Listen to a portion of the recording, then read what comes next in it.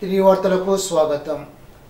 తేతలి జిల్లా పరిషత్ ఉన్నత పాఠశాలలో జీవశాస్త్ర సహాయ ఉపాధ్యాయునిగా పనిచేస్తూ ప్రముఖ సైకాలజిస్ట్, మ్యూజిషియన్, రాష్ట్ర ఉత్తమ ఉపాధ్యాయ అవార్డు గ్రహీత బిఎం గోపాల్ రెడ్డి, తణుకు మున్సిపల్ ప్రాథమిక పాఠశాల నెంబర్ 5 ప్రధానోపాధ్యాయుని రుద్రమ్మదేవి దంపతులు, గోపాల్ రెడ్డి తండ్రి కీర్తిశేషులు బాపతి చెన్నారెడ్డి 12వ వర్ధంతి సందర్భంగా తేతల్లో 10 మంది 5వ నెంబర్ పాఠశాలలో 3కు ప్రతిభావంతులైన విద్యార్థులకు సైకిళ్లను పంపిణీ చేశారు. తేతలి గ్రామ తెలుగుదేశం నాయకులు సరళ మాట్లాడుతూ గోపాలరెడ్డి దంపతులను అభినందిస్తూ విద్యార్థులు ఈ విధంగా సద్వినియోగం పరుచుకొని ప్రయోజకులు కావాలని తెలిపారు. తనకు ఉప విద్యాశాఖ అధికారి డి మురళీ సత్యనారాయణ మాట్లాడుతూ గోపాలరెడ్డి దంపతులు వారి తండ్రి బాటలో నడుస్తూ సేవాభావంతో గత 11 సంవత్సరాలుగా ప్రతి సంవత్సరం సైకిళ్లను విద్యార్థులకు అందజేస్తున్నట్టు ప్రశంసనీయమని తెలిపారు.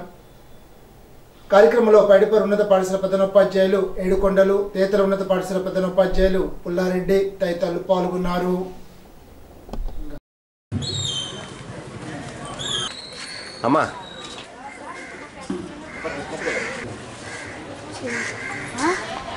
గారి తరఫున సతీష్ గారు ఇచ్చేశారు.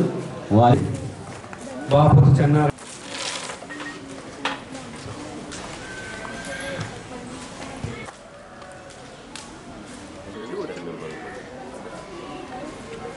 ఏడుకొండ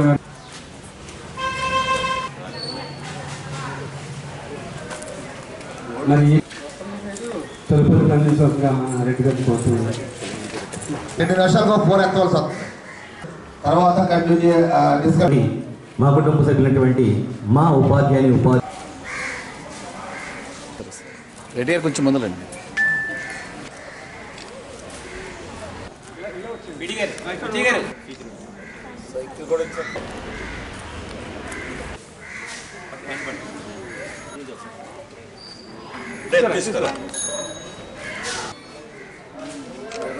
శుభోదయం. ఈనాటి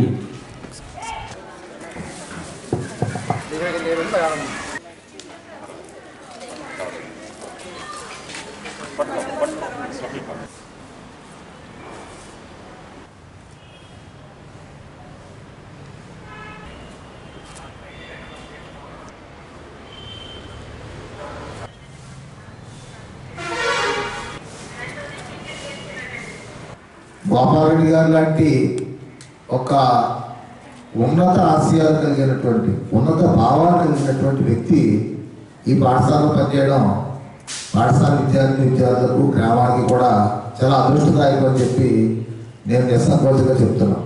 అందులో ఎంత మాత్రం అనుమానం లేదు. అందరం గమనించాల్సింది, చాలామందికి చాలా డబ్బులు ఉంటాయి కానీ భావాలు సంచితంగా ఉంటాయి. 1,000 రూపాయలు తీసి పేదలకు ఖర్చు పెట్టాలంటే వెళ్ళాడిపోతారు. అటువంటి వాడు ఎక్కువ ఈ సమాజంలో. నిజంగా చెప్పాలంటే మరి దైవత్వం తర్వాత మానవత్వమే. అంటే ఇప్పుడు మానవత్వం అనేది మనిషికి ఉండాలి. అంటే లేని వాళ్ళని ఆదుకోవాలి, మనం 10 మందికి సహాయం చేయాలి, 10 మందికి ఆదర్శంగా ఉండాలి అనే భావం భగవంతుడు అందరికీ కొంతమందికి ఇస్తాడు. అలాంటి వారిలో మన గోపాలరెడ్డి దంపతులు కూడా వాళ్ళకి మనస్ఫూర్తిగా నేను అభినందన తెలియజేస్తున్నాను. తన తండ్రి గుర్తుగా ప్రతి సంవత్సరం 12 సంవత్సరాల నుంచి ఈ కార్యక్రమాలు చేయడంటే చిన్న విషయం కాదు, చాలా ఖరీదైన విషయం కూడా అయినప్పటికీ కూడా ఆయన మన పిల్లలకి తండ్రి గారి జ్ఞాపకార్థం ఇవ్వాలని ఒక సత్సంకల్పంతో ఈ కార్యక్రమాన్ని కొనసాగించడం చాలా అభినందనదాయకం. ఎంతో ప్రతిష్టాత్మకంగా 10 సంవత్సరాల నుంచి కూడా గోపాలరెడ్డి సార్ చేస్తున్నందుకు చాలా సంతోషంగా ఉంది. అలాగే మా ఊరు వచ్చి మా ఊరిలో స్కూల్లో ఉన్నటువంటి మా పిల్లలకి మంచి ఈ యొక్క సైకిల్ని అందించి వాళ్ళు విద్యలోనూ జీవితంలోనూ ఉన్నత స్థాయికి రావాలని జీవిస్తున్నటువంటి గోపాలరెడ్డి సార్ వారి దంపతులకు, వారి కుటుంబానికి ఎప్పుడూ కూడా మంచి జరగాలని మనస్ఫూర్తిగా మా పేదల గ్రామం నుంచి మేము కోరుకుంటాము.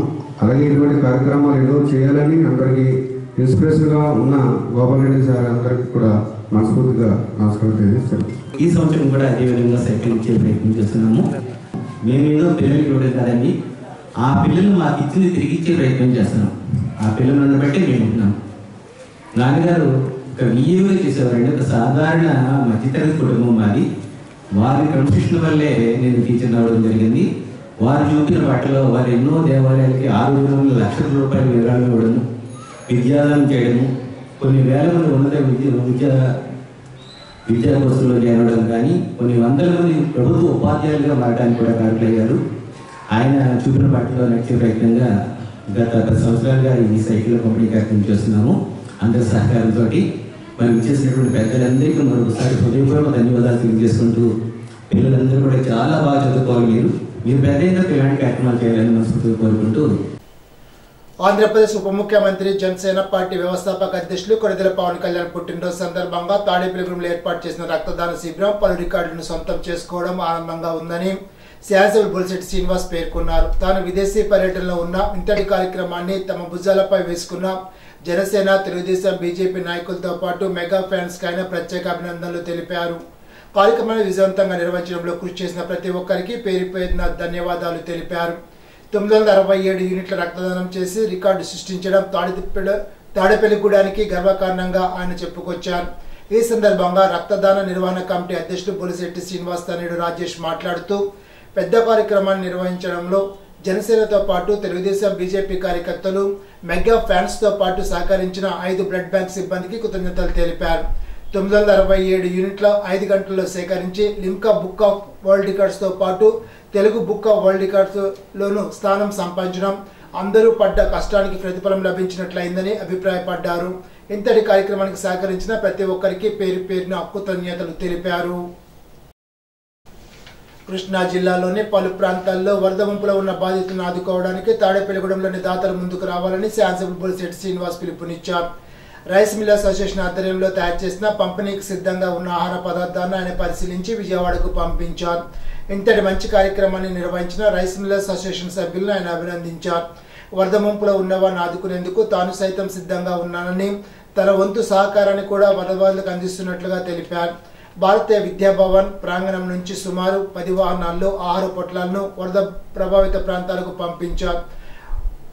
ముందు ముంపు ప్రాంతాల్లో ఉన్న ప్రజలు మనం కాపాడుకోవాలని, ఎవరు ఆకలితో అలమటించకూడదనే ఉద్దేశంతో ఆహార పంపిణీ కార్యక్రమాన్ని నిర్వహిస్తున్నామని తెలిపారు. గడిచినటువంటి తుఫాను మరి విజయవాడ నగరాన్ని అతాకుతలం చేసిన సందర్భం మనకు తెలుసు. అంతేగాని కృష్ణా జిల్లాలో కూడా పలు ప్రాంతాలన్నీ నీట మునిగిపోవడం, దాంట్లో భాగంగా తాడేపల్లిగూడెం నుంచి నేను రెవెన్యూ డివిజన్ ప్లస్ దాతలు కలిసి 28,000 పులిహోర ప్యాకెట్లు పంపిణీ జరిగింది. మరి ఈరోజు మళ్ళీ జిల్లా మిల్లర్స్ అసోసియేషన్ ఆధ్వర్యంలో 15,000, సాయంత్రానికి ఇంకొక 10,000 ప్యాకెట్లని మరి ఈరోజు పంపిస్తున్నారు. మనందరూ కూడా ధన్యవాదాలు. ఎందుకంటే మానవత్వం చాటుకునే అవకాశం ఇది. మరి మనకి ఎలాంటి ఏ డబ్బుని మనం తీసుకెళ్ళాం కాబట్టి అక్కడ ఎన్ని రోజుల వరకు కావాలంటే అన్ని రోజుల వరకు కూడా తాడేపూడి నుంచి సహాయ సహకారాలు అందిస్తామని చెప్పి ఒక శాసనసభ్యుడిగా అందరినీ అర్థిస్తాం. మేము కూడా దాంట్లో పాత్రదారులు అవుతామని చెప్పి కూడా నేను తెలియజేస్తా ఉన్నా. మరి వారందరూ వారు జిల్లా మేయర్ అసోసియేషన్ వారు స్పందించి ఈరోజు ఈ కార్యక్రమాలు చేపట్టినందుకు వారికి కూడా మనస్ఫూర్తిగా ధన్యవాదాలు తెలియజేస్తూ, ఈ సహాయం మనం ఏదో పేరు చేసాం అనుకోకుండా మరి వారికి తొందరగా ఎంతవరకు రిలీఫ్ వచ్చే వరకు కూడా మన తాడేపూడి పట్టణం ముందు వరుసలో ఉండాలి. దానికి మీరందరూ సహకరించాలని చెప్పి కూడా ప్రార్థిస్తూ, సామాన్య ప్రజలు కూడా దీనికి సహాయం చేయొచ్చు. అందరూ కూడా మనం స్పందించి ఈరోజు మరి ఆ మహానగరాన్ని మనం కాపాడుకోవాల్సిన అవసరం ఉంది, అక్కడ ప్రజలను కాపాడుకోవాల్సిన అవసరం ఉంది. దాన్ని మీ అందరూ సహకారాన్ని అందిస్తూ ఉన్నాం. Thank you very much. ఆధారాలు లేని ఆరోపణలు చేస్తే ప్రజల చేతుల్లో చెప్పు దెబ్బలు తింటారని మాజీ డిప్యూటీ సీఎం కొట్టు సత్యనారాయణకు ఎమ్మెల్యే బొలిశెట్టి శ్రీనివాస్ వార్నింగ్ ఇచ్చారు. సోమవారం తనపై చేసిన అనుచిత వ్యాఖ్యలకు ఆయన తీవ్రంగా స్పందించారు. 5 ఏళ్ల పాలనలో రోడ్లపై గోతులు కూడా పూడ్చలేని మీరు నన్ను విమర్శించడం హాస్యాస్పదమని అన్నారు. ప్రవాసాంధ్రులు ఏర్పాటు చేసిన కార్యక్రమానికి అతిథిగా సింగపూర్ వెళ్లారని, ప్యాకాట్ ఆడుతున్నానంటూ మీరు విమర్శించడం మీ దగ్గర ఆధారాలు ఉంటే నిరూపించాలని అన్నారు. నీ కొడుకు విశాల్ రాచర్ల రైస్ మిల్లులో మీనవల్లుల్లో క్లబ్బులు నిర్వహించిన సంగతి నీకు తెలియదంటూ ఎద్దేవా చేశారు. అనదరైజ్ లేఅవుట్లలో కోట్లు మింగింది నువ్వు కాదా? ఒక్కొక్క రోజు నువ్వు తీసుకున్న లంచాలు నిరూపించడానికి సిద్ధంగా ఉన్నానని అన్నారు. నేను కష్టపడి సంపాదించింది తాడేపల్లిగూడెం అభివృద్ధిగా ఖర్చు పెట్టానే తప్ప నీలా కమిషన్లకు కక్కుర్తి పడలేదని అన్నారు. మీడియా సమావేశంలో యువ నాయకులు బొలిశెట్టి రాజేష్, పట్నా అధ్యక్షులు వత్తనపల్లి కాసిం, పెంటపాడు అధ్యక్షులు ఉప్పుల్లా బాబీ, సీనియర్ కౌన్సిలర్ పాలూరు వెంకటేశ్వరరావు, తోట రాజా, నిలపాల దినేష్ తదితరులు పాల్గొన్నారు. నువ్వు 5 సంవత్సరాలు ఇక్కడ ఏం ఓడబోయావో నాకు తెలియదు, కానీ కనీసం రోడ్లో మట్టి కూడా పోయినటువంటి నువ్వు నా గురించి మాట్లాడతాను. ఏంట్రా బయటకు వచ్చేది, నేను ఏమన్నా చేస్తే బయటకు, నాకు ఎవరైనా డబ్బులు ఇస్తానంటే రోడ్డు గోతులు పోడుకుందా, నీకు మళ్ళీ తీసుకుని ఇంట్లో పెట్టుకుంటలేదు. నువ్వేదో బతకలేక నువ్వు ఏంటంటే అధికారానికి అలవాటు పడిపోయి డబ్బుని పీల్చి పిప్పి చేసి ఊరిని అదే జాస్లో ఉన్నావు. నీ కళ్ళు పెట్టి చూడు, నా దగ్గర రిజిస్టర్ ఉంది. రోజుకి 100 నుంచి 150 పరిష్కారం పంపిస్తాను. ఎలాంటి సెటిల్మెంట్లు నేను చేయను. డబ్బులు కానీ 3 గంటలు కూడా నాకు సంబంధం లేదు. అసలు వాటిలో నేను తల పెట్టలేదు ఇప్పుడు వరకు. ఇంకా ఏదో అంటున్నాడు ఏంటి అనాథరే. అసలు నేను వచ్చిన తర్వాత ఒక్క సైట్ కానీ ఇంకోటి కానీ ఎడదీస్తే మీరు చూపించండి. పనికిమాలి సన్నాసలా మాట్లాడితే ఇంకా నీకు చెప్పు దెబ్బలు ఒకటి తగ్గుతాయి. నువ్వు నోటికి ఏదో వస్తుంది మాట్లాడుతున్నావు, ప్యాకెట్ ఆడుతున్నాను అంటావు. ప్యాకెట్ ఎక్కడ నీ డబ్బులు ఏమైనా పట్టుకొచ్చి ఆడానా, లేదా ఎక్కడన్నా ఇక్కడ క్లబ్బులు నడుపుతున్నాడు నీ కొడుకు నడిపాడు.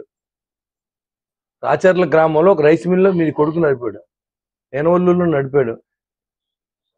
మీరందరూ చేసుకున్న తప్పుల్ని మా మీద రుద్దాలని ప్రయత్నం చేసి నువ్వు ఎన్ని చేసినా డైవర్షన్లోకి వెళ్ళినా ప్రజలు ఎవరు నీ నమ్మి పరిస్థితి లేదు. నీ చరిత్ర అయిపోయి ఇంకా అది అలాగా రోడ్ల మీద ఎడుతుంది తప్ప నేను ఎవడో కనీసం కూడా పట్టించుకోడు. నీ చూశారు కదా మంత్రి మాణిక్యాలరావు అయితే అక్కడికి వెళ్ళి ఆడేదుకుంటే బ్యానర్ కట్టి దెబ్బలాట్ అయిపోయాడు. అంతేగాని ఇక్కడ ఏమైనా అభివృద్ధి చేయడానికి సహకరించు. నువ్వు ఏమైనా ఉంటే నువ్వు అభివృద్ధి చేయించు. నాకు డబ్బులు ఇస్తే ఆ డబ్బులు నాకు వద్దురా బాబు, ఆ రోడ్లు గోతులు పూడిపెత్తన ఎవడిచ్చాడు, బాబు ఇచ్చాడు అంటే ఇక్కడ డబ్బులు, ఆ డబ్బులు ఎవరిచ్చారు? లంచాలు ఇస్తే ఆ డబ్బులు లంచాలు వద్దురా అని చెప్తున్నావు. ఎవరినైనా చెప్పమని పోనీ, నోరే కదా ఏది పడితే అది మాటదకే. ఓ పక్కన ఊరు మునిగిపోతుంది, రాష్ట్రం మునిగిపోతుంది, అది మానేసి ఇక్కడేది వీడు తెలుసు ఆడే పెద్ద దొంగని డిసైడ్ చేసిన ఎదవా ఇక్కడికి వచ్చి రోడ్లు ఎక్కి మాట్లాడతావు. ఏం తెలుసా నువ్వు మాట్లాడతావు? రోజుకి 24 గంటలు ఉంటే 24 గంటలు ఊరు గురించి ఆలోచన. దాదాపు 13 కోట్ల రూపాయలతో అభివృద్ధి పనులు ప్రారంభించుకోండి. ఇంకో 10 కోట్ల రూపాయలు శాంక్షన్ చేయించాను R&B డిపార్ట్మెంట్.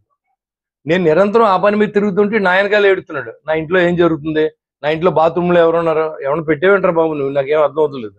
కాబట్టి ఒళ్ళు జాగ్రత్తగా మాట్లాడడం, రాత్రి పగలు లేకుండా నేను వచ్చిన ప్రతి మనిషికి సహాయం చేస్తున్నాను. ఆర్థికంగా నా డబ్బును కూడా నేను తిరిగి ఖర్చు పెడతా ఉంటే నాకు బడి ఏడిసే సన్నాసులకి మళ్ళీ ఒకసారి చెప్తున్నాను, సన్నాసి మాటలు మాట్లాడితే నీ బతుకు నీ అలవాట్లు ఇవన్నీ చెప్పవలసి ఉంటుంది. సీఎం చంద్రబాబు, మంత్రి నిమ్మల రామానాయుడు ఆదేశాల మేరకు అధికారుల పర్యవేక్షణలో విజయవాడలో బుడమేరు వాగు ముంపు బాధిత కుటుంబాలకు 5,000 ఆహార పొట్లాలను వాహనంలో పాలకొల్లు టీడీపీ, జనసేన, బీజేపీ కూటమి నాయకులు పంపించారు. విజయవాడలో వరద బాధితులకు దగ్గరుండి భోజన ఏర్పాట్లను మంత్రి నిమ్మల రామానాయుడు పర్యవేక్షించారు. ఈ సందర్భంగా 3 పూటల 15,000 చొప్పున 45,000 వరకు ఆహార పొట్లాలను స్వచ్ఛందంగా అందిస్తున్న ఇస్కాన్ సంస్థ సేవలను అభినందించారు. Lunch 3 LADS, dinner 3 LADS. 3 LADS అంటే 3 లాట్లు కలిపి 15,000.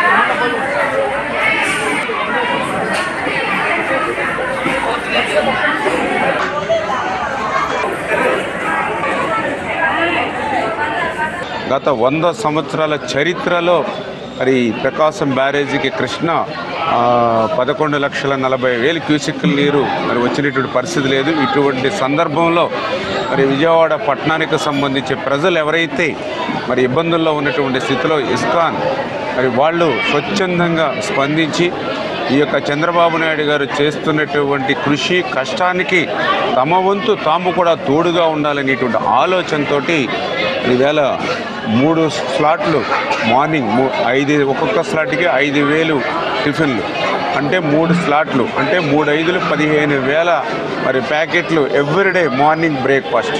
అదేవిధంగా 3 స్లాట్లు అంటే 15,000 లంచ్ ప్యాకెట్లు మధ్యాహ్నం.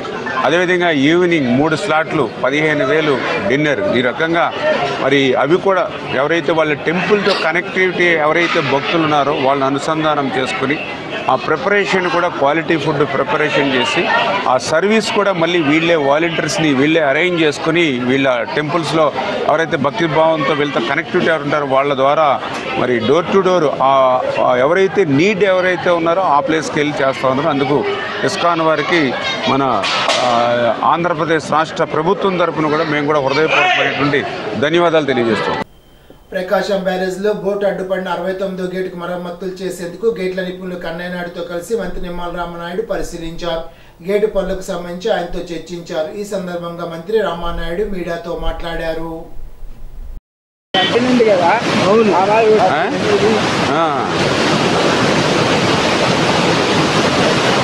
ప్రస్తుతానికి ఇబ్బంది ఏమీ లేదు కదండి. ఇప్పుడు మన గేట్ ఇప్పుడు దిగేది ఇది దిగిపోతాయి. ప్రస్తుతానికి రేపొద్దు లేపాలన్నప్పుడు కొద్దిగా లైన్ చేస్తే సరిపోతుంది. అది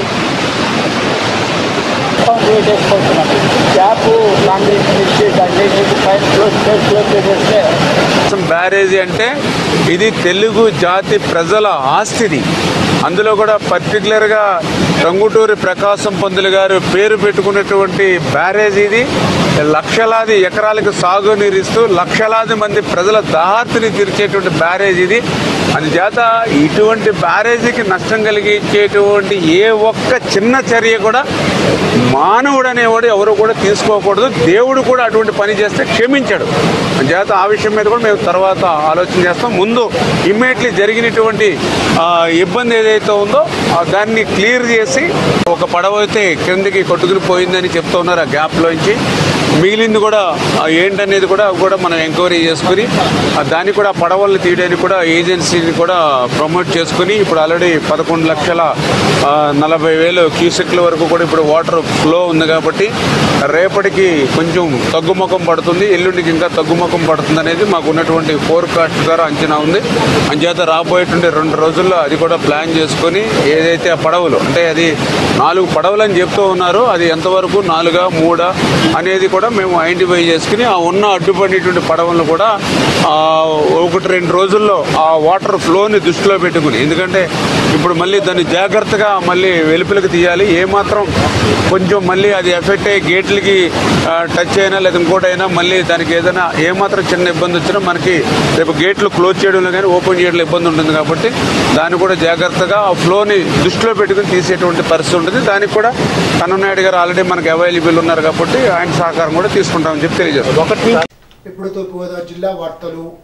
గత కొన్ని రోజులుగా కురుస్తున్న భారీ వర్షాల కారణంగా విజయవాడలోని లోతట్టు ప్రాంతాలను పరిశీలించి ప్రజలకు ధైర్యం చెప్పడంతో సహాయ పునరావాస కార్యక్రమాలు వేగవంతం చేస్తూ ప్రజలకు అండగా వారికి అందుబాటులో ఉంటున్నామని రాష్ట్ర పర్యాటక సాంస్కృతిక సినిమాటోగ్రఫీ శాఖ మంత్రి కందుల దుర్గేష్ పేర్కొన్నారు.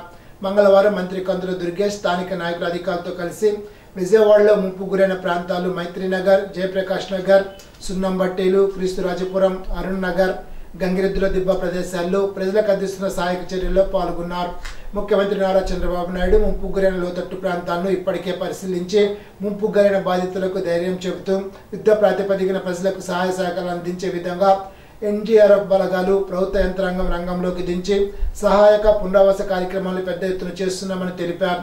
ముంపు బారిన పడిన ప్రజలకు ఎటువంటి ఇబ్బందులు గురి కాకుండా వారికి త్రాగునీరు, భోజనం, పాలు సరఫరా చేసే విధంగా చర్యలు చేపట్టి అధికారులను అప్రమత్తం చేస్తూ ముంపు నివారణ దిశగా సమీక్షా సమావేశాలు నిర్వహిస్తున్నామని పేర్కొన్నారు. పర్యావరణ సమతుల్యత, పర్యావరణ సుస్థిరతను ప్రోత్సహిస్తూ గ్రామీణ ప్రాంతాల్లో దట్టమైన మొక్కలతో చిన్న చిన్న అడవులను సృష్టించడానికి ఉపాధి హామీ పథకం కింద అకీరా, మియావాకి ఒక చక్కని అవకాశమని జిల్లా కలెక్టర్ పి ప్రశాంతి పేర్కొన్నారు. మంగళవారం కలెక్టరేట్ వీడియో కాన్ఫరెన్స్ సమావేశ మందిరం నుంచి E crop, election, house hold survey, revenue, RO mutation, ఉపాధి హామీ తదితర అంశాలపై joint collector S Chinnarayudu, DRO G నరసింహతో కలిసి ఆర్డీఓ, తహసీల్దార్, ఇతర మండల స్థాయి అధికారులతో వీడియో కాన్ఫరెన్స్ నిర్వహించారు.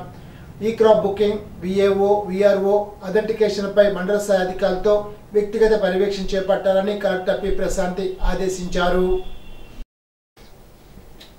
విజయవాడ వరద బాధితుల సహాయార్థం తూర్పుగోదావరి జిల్లా కలెక్టర్ పి ప్రశాంతి ఆదేశాల మేరకు బిక్కవోలు మండలం నుంచి 1,500 ఫుడ్ ప్యాకెట్లను విజయవాడకు పంపించడం జరిగిందని తహసీల్దార్ డబ్ల్యూఎల్ రమణి తెలిపారు.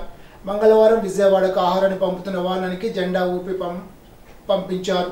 ఈ సందర్భంగా తహసీల్దార్ రమణి వివరాలు తెలుపుతూ బిక్కవోలులోని కేపీఆర్ సెన్సెస్ ఇండస్ట్రీస్ సౌజన్యంతో 1,500 ఫుడ్ ప్యాకెట్లను తయారు చేసి విజయవాడ వరద బాధిత ప్రాంతాలకు పంపించడం జరిగిందని తెలిపారు.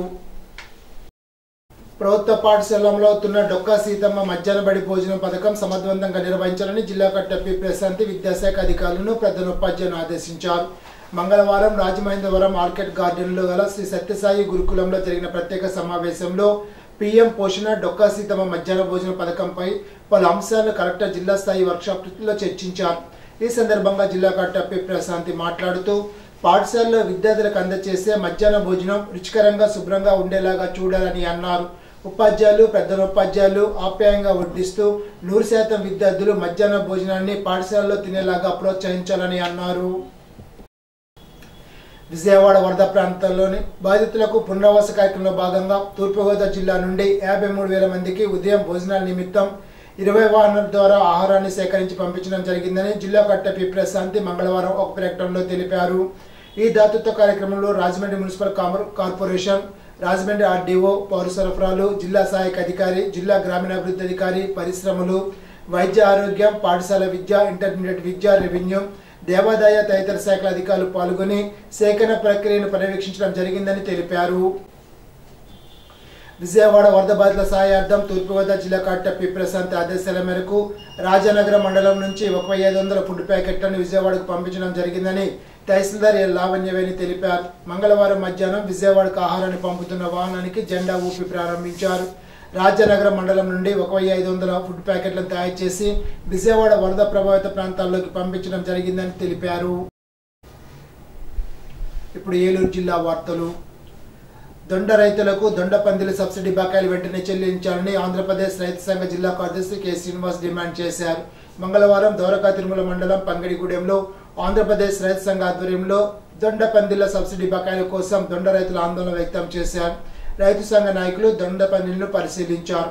ఈ సందర్భంగా కె శ్రీనివాస్ మాట్లాడుతూ గత 5 సంవత్సరాలుగా దొండ పందిళ్లు సబ్సిడీ బకాయి ప్రభుత్వం చెల్లించకపోవడం వల్ల దొండ రైతులు తీవ్ర ఇబ్బందులు పడుతున్నారని ఆవేదన వ్యక్తం చేశారు. ప్రైవేటు అప్పులు తెచ్చుకుని దొండ పందిళ్లు వేస్తే సబ్సిడీ సొమ్ములు చెల్లించకపోవడంతో అప్పులకు వడ్డీలు కట్టుకోవాల్సి వస్తోందని అన్నారు. కార్యక్రమంలో ఆంధ్రప్రదేశ్ రైతు సంఘ జిల్లా సహాయ కార్యదర్శి కట్టా భాస్కర్ రావు, జిల్లా కమిటీ సభ్యులు గుర్రం రాంబాబు, గుర్రం పాపారావు, పాముల శ్రీనివాసరావు, జి నరసింహారావు, పలువురు దొండ రైతులు పాల్గొన్నారు. ఈనాటి బంగారు మాట. కోపాన్ని అణుచుకోలేని వాడు ఎప్పటికీ వివేకవంతుడు కాలేడు. మహాత్మా గాంధీ. ఈ వార్తలు ఇంతటితో సమాప్తం. తిరిగి విజన్స్ లో కలుసుకుందాం. అంతవరకు సెలవు. నమస్కారం.